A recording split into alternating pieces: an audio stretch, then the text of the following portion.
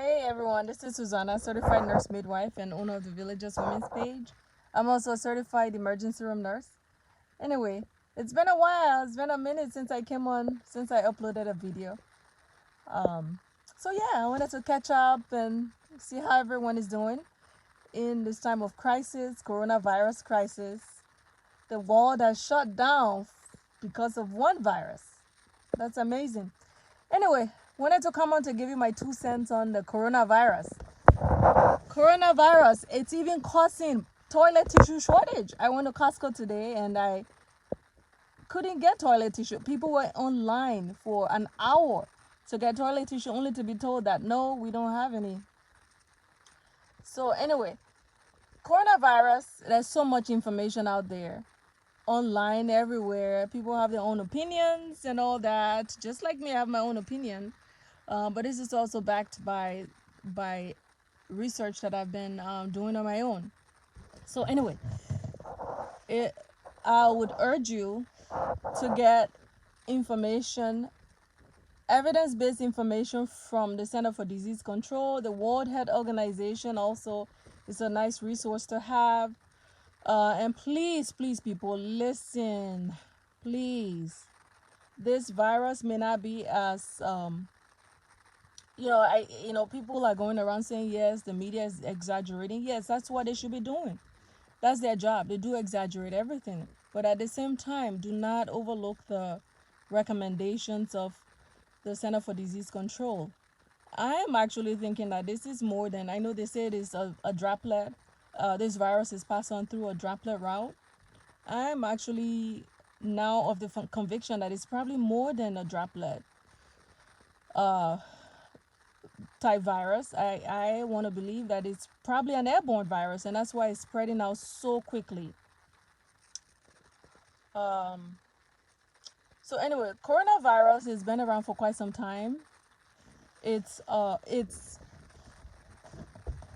passed on through animals and also through humans. So mostly through mammals. You know, we're mammals as well. If you don't believe that coronavirus has been around for some time, look on your Lysol bottle, your Lysol disinfectant spray. It does say it's active against the coronavirus, human coronavirus. If you look at the disinfectant spray and also your Lysol disinfectant wipes, they both say that it's active against, look at the agents that, the back of the can or the container, look at the agents that that Lysol, the wipes are active against. You will find coronavirus right before influenza. So yeah, it's been around for quite some time, for many years. I know CDC is saying that this strain is new, and that's why it's called the novel coronavirus 2019 or COVID-19.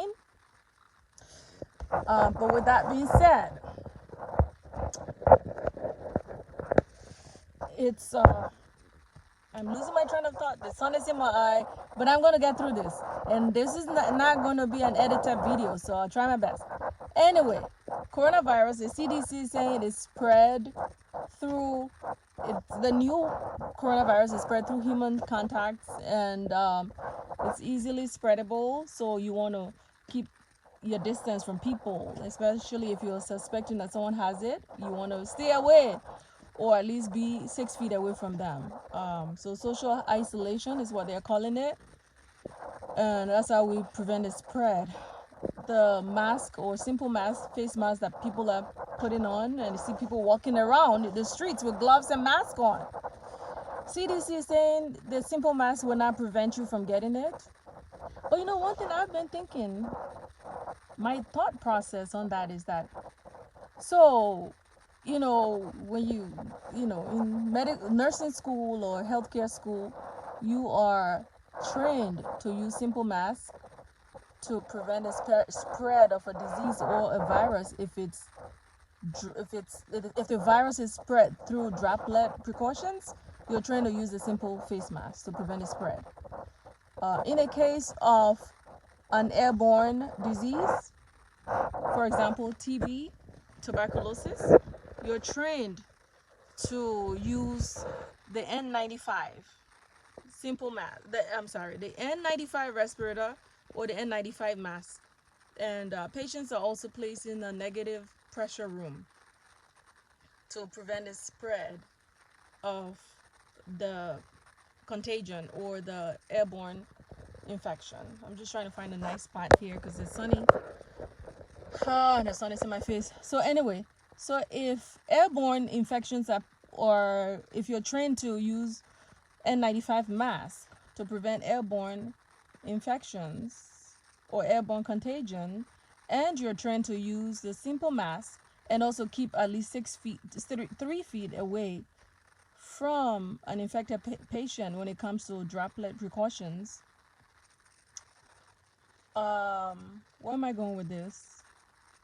Why are we being told that a simple mask doesn't work, and we're also being told that the virus or coronavirus is spread through the droplet route? Could it be spread through airborne? Is that why it's spreading so quickly? Is it why simple mask cannot protect us from getting it? They're just thoughts that are going through my head. With that being said, if it is through airborne, we are in for a rude awakening, because then the disease is definitely going to be spreading faster than we're expecting. Droplet precautions for droplet infections: once you're at least 3 feet away and the person is not coughing in your face and you have your face mask on, your simple face mask, you should be protected. At least that's what we're taught. But with airborne, you cannot approach an infected person with a simple mask. It has to be an N95 mask, and the person has to be isolated in a negative pressure room. My healthcare workers know what that means, but that's not the point of this video. My point here is that instead of underestimating what's going on, I think we should be more, to be honest, I was one of those that was, I was an unbeliever in terms of, calling this, oh, it's like the flu and it's probably not going to spread as fast as they're saying it is.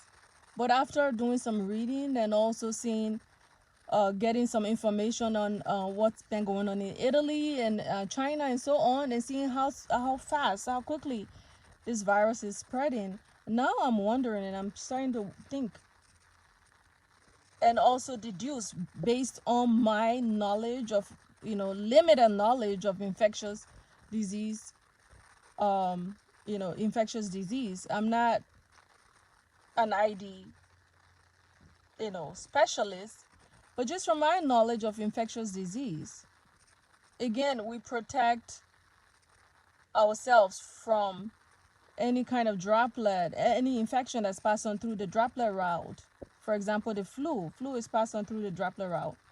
We protect ourselves from getting the flu by using simple face masks and also staying at least 3 feet away from someone who's coughing. And if in the case of an airborne infection, we protect ourselves by using the N95 respirator.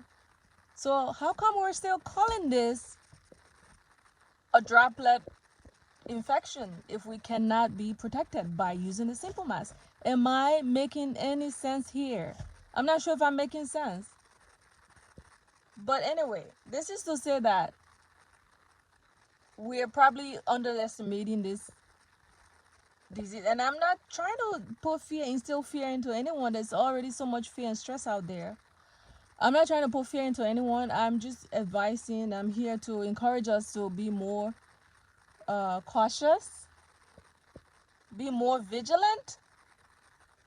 If they're saying we need at least 6 feet away and not to be exposed more than 10 seconds, then it sounds more like an airborne disease to me.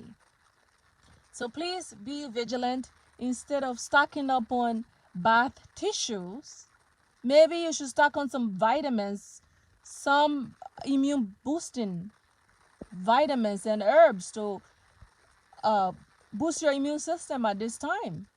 What I did for myself was to order some fire cider, which is an apple cider vinegar that's mixed with, so it's infused with horseradish, turmeric, and some other stuff, garlic and so on. It's got good immune boosting properties. It's been cited in many resources, herbal resources, herbal books. I would recommend maybe getting, and I have no shares in their company, by the way. So if you search, you can get fire cider from any company. You can also make it yourself, but it's going to take you a few weeks to marinate it in order for it to be potent. So anyway, boost your immune system. Get vitamins, vitamin C.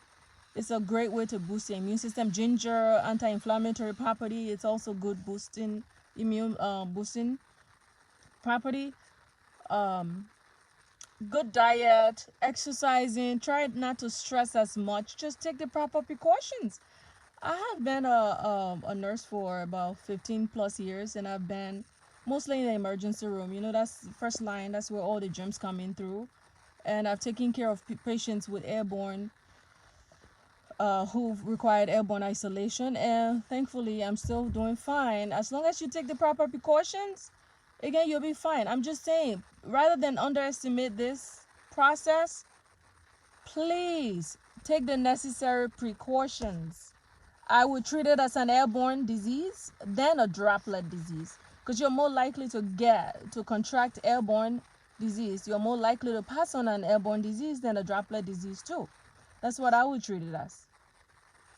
Unless, of course, the CDC has changed the designation again since I started this video, because of course things are evolving. To my pregnant mamas out there, I love you guys dearly. That's my passion. Please, if you're not quite sure you're in labor, or if you're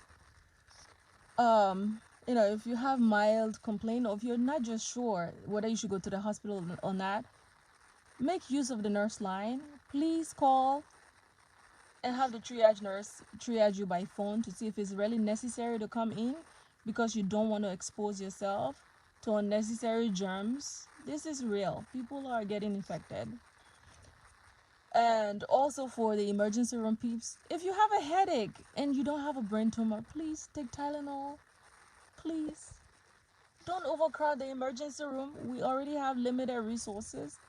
And I say this with love. Please don't come into the ER and say you have a headache and you're young and healthy and you didn't take any Tylenol at home. Don't do that.